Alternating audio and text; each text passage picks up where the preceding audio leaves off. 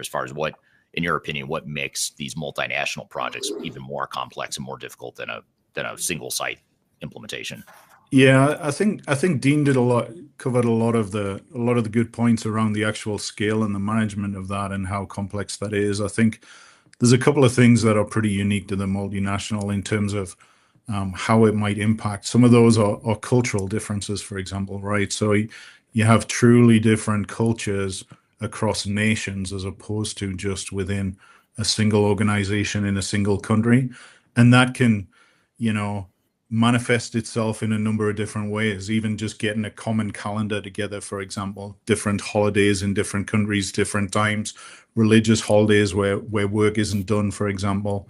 There's a number of different things that have to be taken into consideration that you wouldn't necessarily have to deal with if you were dealing in one country.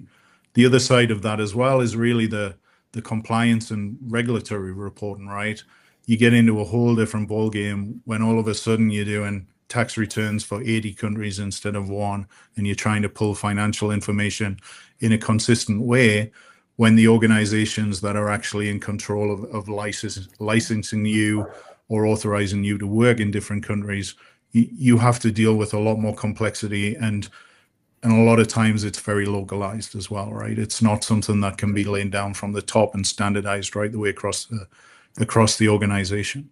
So those are probably two of the things that you always run into in terms of multinational that I've found and need to be addressed in a controlled and organized fashion.